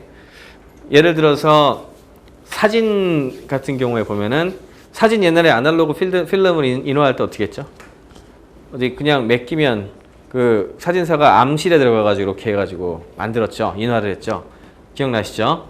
근데 요즘 어떻게 하죠? 디카 찍어서 CD로 갖고 있거나 아니면 인터넷으로 그냥 무슨 프린팅하는 서비스 하면 날라오잖아요. 아니면 내가 그냥 집에 있는 컬러 프린터로 찍으면 되고, 그쵸? 그렇게 많이 하죠. 중간에 뭐가 있었어요? 중간에. 기억나세요? 27분 현상소 이런 거 기억나세요? 52분 현상소. 그건 한 몇천만 원 정도 하는 기계를 동네 문방구나 아니면 그 근처에 있는 사진관에서 갖다 놔가지고 칼라 맡기면 금방 그 기계가 이렇게 해가지고 찍어주잖아요. 그쵸? 이게 중간 정도로 해가지고 이렇게 있었죠. 요즘 다 없어졌죠. 예. 아까 3D 프린터도 비슷한 거예요. 3D 프린터로 여러분들 집에서 전부 다 찍어내는 것도 되게 중요하겠지만 좀 괜찮은 거는 그렇게 찍기 힘들거든. 아무래도 좀 집에서 지금 레이저 프린터로 찍은 거하고 진짜 그 인화로 해서 맡긴 거에서 날라오는 건 다르죠. 그 정도 차이가 이 물건에서도 좀 나타나거든요. 재질도 다양하게 못 쓰고 하니까 중간에 그런 걸 담보해주는 서비스가 나타나기 시작을 해요. 아까 27분 현상소 같이. 그 대표적인 기업 중에 하나가 포노코인데 이 회사는 원래 DIY 가구 쪽에서 출발한 회사입니다. DIY 가구 하면 어디가 떠오르시죠? 이케아. 예, 아이케아가 떠오르실 텐데, 이케아 같은 경우에는 타입이 딱 정해져 있고, 그걸 대량 생산해가지고 가서 사가지고 1년마다 새로운 모델 나오면 그거 쓰는 어떤 그런 방식이죠. 얘네는 어떻게 하냐면은 3D 모델로 이렇게 그림을 그려가지고 만드는 방식에 대한 설계도 같은 걸 제출을 하면 그 재질을 레이저 커터가 잘라가지고 저렇게 부품화를 시킨 다음에 그거를 우리 집으로 보내줘요. 예를 들어서. 그러면 가구가 이렇게 디자인된 대로 잘라갖고 날라오는 거야. 얼마에. 그럼 그걸 받아서 설계도 올라간 거 이렇게 이용을 해가지고 조립을 하면 조립이 되죠. 가구가. 예, 이렇게 하는 회사가 포노코라는 회사가 있고요. 이 회사가 지금 굉장히 뜨고 있는 회사입니다. 쉐이프잇이라는 회사인데 이 회사는 네덜란드 회사였는데 작년 말에 그 뉴욕에 있는 유니온 스퀘어 벤처스라고 아주 유명한 벤처 캐피탈 투자를 받아가지고 지금 헤드쿼터를 뉴욕으로 옮겼습니다. 이제 뉴욕 회사로 이제 미국 회사로 바뀌었죠. 이 회사는 굉장히 뛰어난 3D 프린터를 갖고 있어요. 얘네들은 안 팔아. 저거를 왜? 플라스틱만 잘라내는 게 아니라 스테인리스 스틸에 고무에 못 만드는 게 없어요. 3D 모델을 집어넣으면 거의 모든 재질에 걸쳐가지고 다 만들어내는 회사인데 그러다 보니까 이렇게 구글 스케치업 같은 공짜로 뿌리는 3차원 모델링하는 소프트웨어에서 모델을 그리거나 아니면 남이 해놓은 걸 다운로드 받아가지고 내가 이걸 찍고 싶어 하고 올리잖아요. 그러면 컴퓨터가 모델을 이렇게 체크를 해서 혹시 이상하게 될 부분 없나. 예를 들어 이렇게 된 거는 여기서 잘라질 수밖에 없잖아.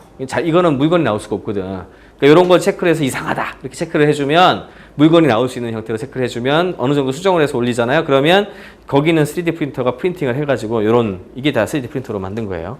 이렇게 만들어진 제품이 월드와이드 딜리버리가 돼요. 전 세계로. 얼마 안 해요. 한 20불, 30불 이 정도면 날라와요. 한 3만 원, 4만 원. 저도 최근에 우리 애 때문에 하나 주문한 게 있었는데 그게 뭐냐면은 테오얀센이라고 아세요? 테오얀센이라고 얼마 전에 과천과학관에 더 왔었는데 이렇게 굉장히 카이네틱 스컬프처라고 부르는데 바람과 뭐 이런 거를 받아가지고 생물처럼 움직이는 아주 복잡한 그런 거 있어요.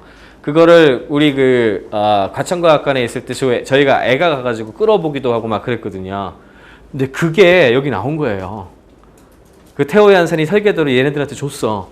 유튜브 영상을 딱 틀어보니까 요만한 사이즈에 지가 바람 불면 바람개비 가지고서 힘을 이용해가지고 막 혼자 걸어다녀. 그래서 그걸 보고서 제가 그거를 우리 애가 보더니 사다 주더라고요. 그래서 주문했는데 10만 원. 10만 원이에요. 10만 원. 그래서 요만한 사이즈에 지 혼자 돌아가는 녀석이 프린트해서 왔어요. 그냥 컴퓨터가 프린팅 해가지고 오는 거니까. 그런 형식의 상황이 지금 가능해진 상황입니다. 이게 이제 굉장히 또 하나의 변화고. 보석하고 명품에서도 이런 비슷한 현상이 나타나기 시작을 했어요. 젠바라라는 회사인데 이 회사는 특히 젊은 여성들한테 요즘 인기가 되게 좋다 그러더라고요. 처음에는 보석을 자기 마음대로 만든다는 컨셉이에요. 그러니까 여기 보면은 가격, 피스, 반지냐 뭐 목걸이냐 이거 정하고 그 다음에 스톤, 잼을 결정을 하고 얘네들은 그 다음에 메탈 이런 거 메탈을 뭘 할 건지 해가지고 그 다음에 그럼 디자이너가 떠요. 디자인 소프트웨어가 떠. 그거 이용해가지고서 캐럿이라든지 이런 거 바꾸고 실버 메탈의 어떤 모양새 바꾸고 디자인 좀 집어넣어가지고 이 목걸이나 이 반지 빌더가 있거든요. 그걸 딱 만들어요. 그러면은 들어간 거에 따라가지고 자동 계산해서 이렇게 들어간 게 자동 계산해서 돈 얼마 딱딱 나오거든요. 그럼 그걸 오더를 하면 자기가 디자인한 게 날라오는 거예요.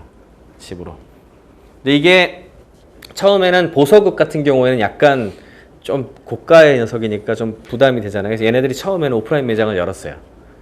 근데 아무도 오프라인 매장보다는 다 온라인으로 주문을 하니까 오프라인 매장 없애버렸죠. 결국에는. 없애버렸고 재미있었던 게 젊은 여성들이 주문을 많이 한대요. 다르다는 거야.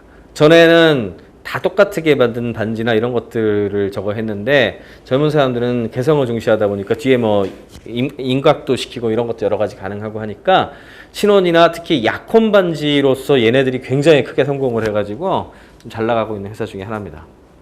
심지어는 이게 명품 쪽에서 이제 해보겠다고 나온 회사예요. 이게 다양한 것들 선택하고 스타일 결정하고 해가지고 핸드백을 자기 마음대로 만들어서 굉장히 고급 재질로 해서 만들 수 있도록 하는 회사인데 이게 인디비주얼을 거꾸로 하는 회사예요. 라우디엔 뭔데 기억이 안 나네. 이게 읽기가 힘들어갖고 약간 루이비통 비슷한 발음이 돼. 그래서 짝퉁 인디비주얼을 거꾸로 발음하면 이상하게 약간 이태리어 비슷하게 변하더라고요. 이런 거를 하는 회사도 나왔어요. 이 회사는 잘 될지 솔직히 모르겠어요. 왜냐하면 이 소위 말하는 우리가 말하는 명품이라는 녀석이 가지고 있는 그 정체는 이런 걸 이제 매스 커스터마이제이션이라고 그러거든요. 개인화되는 어떤 그런 그 IT 기술이 전통 산업과 결합하는 이 기술하고는 완전히 다른 종류의 가치거든요. 명품은 다 똑같은 거 들고 다녀야 좀 약간 그게 되지. 각자 다른 그게 좀 잘 안 먹히잖아요. 그래서 만약에 이게 잘 된다 그러면 세상이 진짜 많이 변하는 거예요. 네, 그래서 요런 것들도 있다는 거. 심지어는 요즘 로컬모터스라고 자동차 혁신이라고 있죠. 이 회사 정말 대단합니다. 요즘 뭐 미국뿐만 아니라 전 세계 최고의 혁신 회사 중에 하나인데 이게 랠리 파이터라고 멋있죠? 예, 7만 불짜리 7만 불에 7천만 원 좀 넘어 7천 몇백만 원짜리 SUV라고 해야 되나? 이걸 뭐라고 해야 되나? SUV 맞나요? 예, 예, 굉장히 그 오프로드에 강한 차예요, 진짜.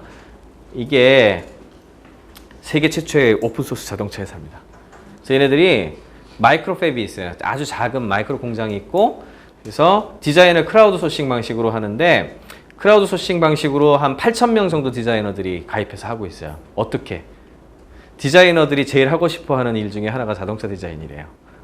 근데 그걸 할 수 있는 기회를 가진 사람이 거의 없는 거죠.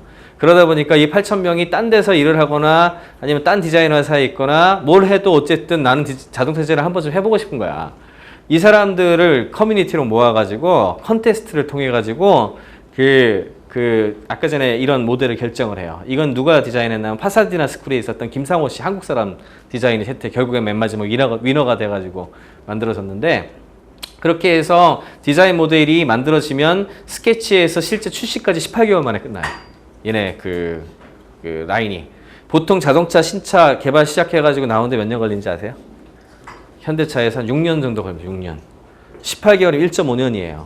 4분의 1이죠. 4분의 1. 굉장히 빨리 되는 데다가 이 모든 디자인이나 설계가 다 크리에이티브 커먼스 라이선스로 배포가 되니까 다 오픈돼 있어요. 다 다운로드 받고 다들 자기 나름대로 자동차를 고치거나 바꾸거나 할 수 있어요. 고객이 디자인 바꿀 수 있고 자기만의 컴포넌트를 생산 추가하는 빌더가 또 제공이 돼요. 아까 그 젠바라 그거 같이. 그러면 색깔 뭐 칠하고 뭐 버붙이고 이런 걸 이제 빌더를 통해 가지고 쫙 빌딩을 합니다. 자동차를. 그렇게 하고 나서 오더를 내려요. 7만 몇천 불짜리 오더를 딱 내려. 그러면 부품은 어떻게? 미케니컬 엔지니어들이 또 여기 커뮤니티가 또 있거든. 부품은 펜스키라 그래가지고요. 미국에 가면은 중고 딜러 네트워크가 세계에서 제일 큰 데가 있어요. 이 회사에는 전 세계의 모든 자동차의 부품을 안 가지고 있는 게 없어요. 다 갖고 있어. 이 회사에서 부품을 댑니다. 조달을 해요. 그래서 아까 그 랠리 파이터 같은 경우에는 어떤 엔진이냐면 BMW 디젤 엔진 들어가 있어요. 예를 들어서. 이렇게 해가지고 샤시, 엔진, 트랜스미션 등은 펜스키에서 공급하고, 그러면 만들어졌죠? 일단 부품하고 다 있죠?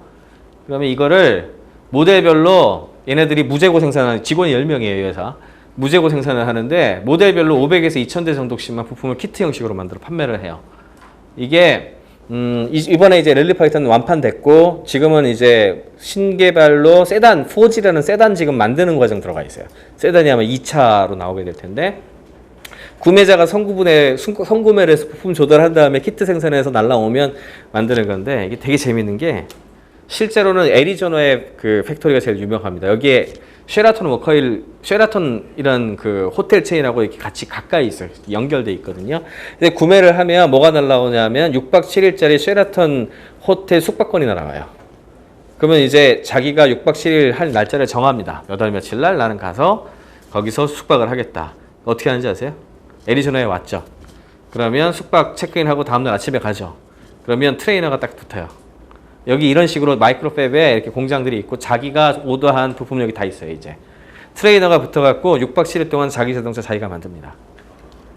다 가르쳐줘요. 처음부터 이렇게 해가지고 트레이너가 하면은 6박 7일 동안 자기 자동차 다 만들어서 테스트까지 마치고 등록하고 마지막 날 몰고 나가는 거예요. 예, 이게 그냥 생산이라고 생각하세요? 굉장히 다르죠? 그렇게 하는 어떤 것들을 이용을 해가지고 바꾸고 있는 회사입니다. 이게 또 하나의 어떤 혁신을 이루는 회사죠. 햄버거 회사, 이 포푸드닷컴도 되게 유명해졌어요, 요즘에. 이 회사는 세계 최초로 벤처 캐피탈 투자를 받은 요식업체입니다. 이 회사의 특징은 이 햄버거 빌더가 있어요, 마찬가지로. 이 햄버거 빌더가 1억 5천만 가지에 이르는 햄버거를 만들어내요. 어떻게 가능하나? 빵이 한 수십 가지 되고, 치즈도 수십 가지 되고, 상추도 수십 가지 되고, 이게 채소는 김치도 있더라고요, 김치. 저도 빌더 만들어 봤는데, 고기도 수십 가지 되는데, 고기에 불고기도 있고, 갈비도 있어요. 그럼 이것들을 선택을 해가지고 조합을 하면, 이제 빌더가 가격을 만들어요. 5불, 10불 이렇게 만들거든요.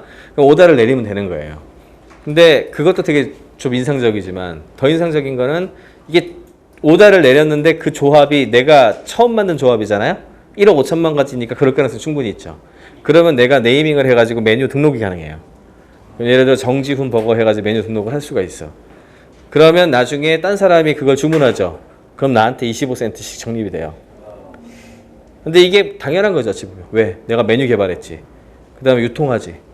왜? 여기 있는 사람들 제가 예를 들어 이 햄버거 주문해가지고 돌릴 수 있잖아요. 그러면 그게 적립이 될 거 아닙니까? 그쵸? 예, 이게 이제 일종의 프로슈밍인데 이런 거를 하면서 성공한 회사예요. 근데 이 회사는 처음에 오픈했는데 문제점이 나왔어요. 무슨 문제가 생겼을까요? 예, 그겁니다. 온오프라인 융합을 할 때는 이 문제가 항상 나와요. 그래서 온오프라인 융합 이거를 할 때는 꼭 요걸 염두에 둬야 되는데 햄버거 오다를 내리고 받는데 2시간이 걸리는 거야. 그러니까 이게 병목 현상이 왜 그럴까? 온라인은 확장이 되게 쉬운데 오프라인은 그렇게 빨리 확장이 안 되거든. 그 문제 때문에 문제가 생긴 거예요. 그래서 돈을 받아가지고 얘네들이 주로 어떻게 했냐면 사업 모델을 바꾸기 시작을 했어요. 맨하탄에 있었던 매장 중심의 그 사업에서 케이터링 위주로 바꿔가요.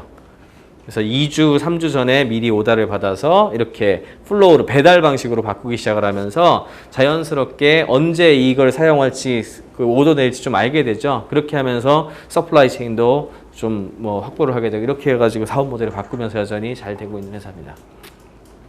그 다음에 유통광고 마케팅도 되게 많이 변해요. 소비자들도 아까 이제 소비자들 자체가 점점 날이 갈수록 그 자기 자신의 어떤 그런 것들을 많이 하는 거죠. 전에 과거에 있었던 소비자들에 비해서 소비자로 남는 게 아니라 자기가 소비하는 제품 브랜드의 소셜화를 하는 적극적인 소비자고 그 다음에 해당 제품의 마케터이자 바이럴을 일으키는 협력자야. 더 이상 그 객체가 아니라고. 그리고 이런 사람들한테 적절한 보상이 이루어지는 건 이게 당연한 거죠. 이런 어떤 변화. 페이스북을 이용해가지고 리바이스 같은 데에서 그 좋아요를 집어넣었더니 의외로 처음에 페이스북에 좋아요를 집어넣었을 때 제일 많이 쓸 걸로 예상을 했던 거는 뭐였냐면 이제 미디어, 원래 미디어 생각하고 한 거예요. 처음에 좋아요 이 버튼 만들 때 타임지라든지 뭐 뉴스위크, 월스트리트저널 뭐 이런 데다가 달게 하는 거에 총력을 기울여가지고 처음 런칭할 때 걔네들이 파트너다 이랬거든요. 1년이 지나고 나서 평가를 하는데 엉뚱한 애가 전혀 생각지도 못했던 애가 가장 페이스북을 잘 쓴 거야. 그게 리바이스였어요. 리바이스 그 각 제품마다 버튼을 달아갖고 내가 이걸 좋아요를 누르면 이렇게 한꺼번에 모아서 보여주기도 하고 이렇게 바로 살 수도 있어요. 누가 어떤 청바지를 어떻게 좋아했는지 사기도 하고 이렇게 해서 자연스럽게 그런 걸 연결을 짓는 어떤 그런 걸 하기 시작해요. 그 다음에 포스케어 같은 이런 그 위치 기반 서비스도 요즘에 펩시코하고 하고 있는 건 어떤 게 있냐면은 그 포스케어로 아침에 그 본즈라 그래가지고 캘리포니아에서 제일 큰 첨가물점이 있거든요. 거기 가지고 체크인을 하잖아요. 그러면 펩시코에서 아침에 왔으니까 아침에 필요한 쿠폰이 여기 딱 떨어져요. 그럼 그거 가지고서 결제를 하면, 그거 가지고 와서 결제를 하면 그 할인받고 가져가고. 그 사람의 패턴에 따라 가지고 어떤 날은 시리얼, 내가 왔는데 제일 필요할 것 같은 시리얼 쿠폰이 딱 나오고. 그렇게 하면서 자연스럽게 또 이용할 수 있는 어떤 유통 마켓들도 많이 생기기 시작을 했고요. 그 다음에 이제 매장도 되게 많이 변하기 시작을 했어요. 매장도 요즘에 그 매장이란 게 옛날에는 가서 물건을 보고 사는 곳이죠. 이젠 더 이상 그런 게 없어지는 거야. 제일 대표적인 게 뭐 있죠? 우리나라에도 한 사례 있잖아요. 선능력에 홈플러스 있죠. 못 보셨어요? 선능력 가면은 홈플러스 매장 있어요. 이렇게 QR코드로 해가지고 쫙 있는 거. 그거 잘 될 것 같으세요? 안 될 것 같으세요? 그거 생각보다 그 매출이 많이 난대요. 몇억 원씩 난대요, 몇억 원씩. 생각보다 사는 사람이 많대네. 거기 그렇게 해놓은 것들을 오더를 내려. 그게 매장이죠. 가상 매장이잖아. 그 다음에 애플스토어라는 녀석은 뭔 것 같으세요? 애플스토어가 되게 중요해요. 물건 팔질 않아요. 걔네들은 물건 팔 생각이 없어. 사람들이 와서 애플 제품을 경험하고 가는데, 모델하우스에 모델하우스. 거기서 사도 되지만, 이거 너무 좋다고 집에 가서 애플닷컴에서 주문하지. 그래서 온오프라인 융합됐으니까 별 상관없는 거야. 이걸 가장 극단적으로 바꾼 회사가 와이어드인데, 와이어드라고 들어보셨어요? 와이어드라는 잡지가 있어요. 세계 미래에서 제일 중요한 잡지인데 얘네가 매장이 있거든요. 온라인 매장이 store.wired.com. 여기 가면 이상한 제품만 팔아요. 정말 이상한 거. 딴 데선 보기 힘든 거. 그런 것만 파는데 얘네가 매장을 딱 1년에 2개월만 열어요. 뉴욕에 맨하탄의 타임스퀘어 주변에 11월 15일인가? 12월 말인가? 요 정도에 오픈해가지고 1월 달에 12월 끝나고 1월 중순에 문 닫는 매장을 열어요. 왜 그럴까요? 거기 그 온라인에 있었던 걸 거기 다 갖다 놔. 그럼 사람들이 와가지고 우르르 거기 이제 와가지고 그 구경하고 가는 거지. 아, 이런 것도 있네, 이런 것도 있네, 이런 것도 있네. 그래서 막 적어가는 거죠. 그리고 매장은 어떻게 해요? 거기서 판매하기도 하는데 판매량은 거기가 중요한 게 아니라 결국에는 온라인에서 다 팔아요. 이게 뭐겠어요? 그거는 경험이라는 얘기야. 마치 모델하우스 지어갖고 가서 보고 분양하는 거랑 비슷한 방식이죠. 그런 식으로 스마트 디바이스나 어떤 이런 소셜 이런 것들이 매장을 또 바꾸고 있습니다. 스키장도 RFID 이런 것들이 접목되면서 굉장히 많이 변한 곳이 이거 이제 콜로라도 베일 리조트라는 곳인데 처음에 들어갈 때 이 스키장 리프트권에 RFID 칩이 들어가 있어요. 그때 거기에 페이스북 아이디나 트위터 아이디를 적어 넣어요. 그러면은 내가 이제 에픽믹스라는 게 앱을 다운로드 받잖아요. 그러면 내가 그 곳곳에 RFID 리더하고 이런 것들이 하고 GPS하고 다 있거든요. 그럼 내가 스키를 내려오면 어디에 뭘 내려왔는지 다 기록이 돼가지고 예를 들어 용평 가서 보드를 타고 실버, 골드 뭐 다 내려왔다. 그럼 친구들한테 다 전송돼. 진짜로 가서 어떻게 내려왔던 거 다 알거든요. 이렇게 다 보여주고. 그리고 밤에 예를 들어 3번을 탔다. 그러면 뭐 이런 식으로 핀도 뭐 날라주고 이렇게 배지 비슷하게 받고 그다음에 리더보드 운영하고 이러니까 사람들이 다 콜로라도 베일 리조트 가가지고 경험을 막 쉐어하고 그러기 시작을 했어요. 그래서 이게 크게 성공을 하니까 2010년에는 수많은 13개에 이르는 미국의 스키장이 이걸 다 도입했어요. 이게 뭐예요? 역시나 온오프라인 융합되는 그 관련된 기술이 있었기 때문에 가능한 어떤 그런 경험의 변화죠. 마지막 요 얘기를 하고 끝내겠습니다. 그래서 이제 기업 경영에서 이제 변화의 양상입니다. 과거에 산업혁명이 일으킨 거는 중앙 집중적인 체계예요. 그래서 경영학 역사가 한 100년밖에 안 됐거든요. 테일러라는 사람이 분업주의를 처음 만들고 그 다음에 꽃을 피운 거는 포드가 T모델이라는 자동차를 만들면서 꽃을 피우기 시작했는데 그때부터 시작해가지고 지금까지 우리가 말하는 경영학을 한마디로 요약을 하면 TQM으로 요약해요. 이게 뭘까요? 토탈 퀄리티 매니지먼트예요. 총체적 질관리라고 표현해요. 이게 뭐냐? 공급자 중심 사업 철학이에요. 생산관리 혁신을 해서 소비자가 만족할 만한 제품을 공급하는 것에 총체적 영향을 투입한다. 이런 얘기예요. 근데 요즘에는 소비자 중심으로 넘어갔죠. 소비자 중심으로 넘어가면 제일 중요한 게 경험이죠. 경험이고 서비스야. 그래서 소비자와 상호작용과 경험들을 서비스트란에서 지속적으로 관리하는 쪽으로 넘어갔어요. 소비자한테 힘이 넘어가면서. 제일 극장적으로 얘기를 하는 어떤 예를 하나 들어드리면 집 앞에 첨가물점이 있어요. 내가 가서 당근을 샀어요. 아줌마와 관계 원래 좋았어. 집에 가서 당근을 썰었는데 아내가 썩었어. 그럼 어떻게 할까요? 좀 기분 나쁘죠? 그럼 아줌마한테 다음날 가가지고 어제 사가는 당근 썩었던데요? 그럼 아줌마가 뭐 어떻게 할까요? 어떻게 그런 일이 그러면서 당근 주고 감자도 주고 다음부터는 그런 일 없을 거야 이렇게 얘기를 하실 거라고요. 예, 그러면 다음에 갈까요? 안 갈까요? 가요. 원래 우리 관계고 좋은 서비스 관계에 있었기 때문에 그런 거예요. 불량률 좀 있어도 뭐 이렇게 그럴 수도 있지 뭐 이런 거라고요. 무슨 말인지 이해가 되시죠? 근데 같은 제품이에요. 근데 이게 잘 비닐에 포장돼서 들어갔고 무슨 마크도 찍혔고 불량률 1%도 안 돼. 막 써 있어. 보증도 있고. 집에 가서 뜯어가지고 잘랐는데 아내가 썩었어. 어떻게 할까요? 소비자 보호원에 고발한다고요. 이게 차이점이에요. 무슨 말인지 이해가 되세요? 택도 없는 애를 엄청나게 기자들이 잘 써주고 그 다음에 광고도 잘 되고 해가지고 택도 없는 애가 너무 잘 팔린 거거든. 옛날 같았으면 상 받아야 돼.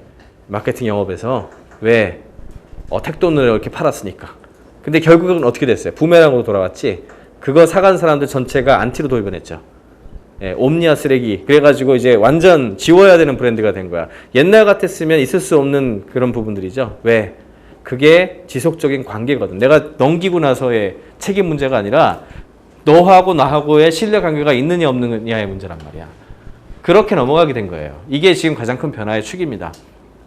그러면서 고객과의 접점이 중요해지고 전에처럼 대중매체처럼 일방적으로 가는 게 아니라 페이스북이나 트위터, 유튜브 같은 소셜 웹 서비스가 중요한 역할을 했고 그리고 직접적으로 친밀한 관계 형성이 가능해지고 피드백 모니터링해서 같이 협업하고 혁신할 수 있는 것이 가능해졌느냐. 그리고 기업의 입장에서 봤을 때에는 전에는 기획 생산 담당하던 부서에서 제품을 마켓 예측을 한 다음에 만들죠. 만든 걸 어떻게 해요? 우리는 모르겠다. 니네가 팔아라 하고 마케팅 영업한테 줘요. 걔네들이 광고하고 해서 사기쳐가지고 팔죠.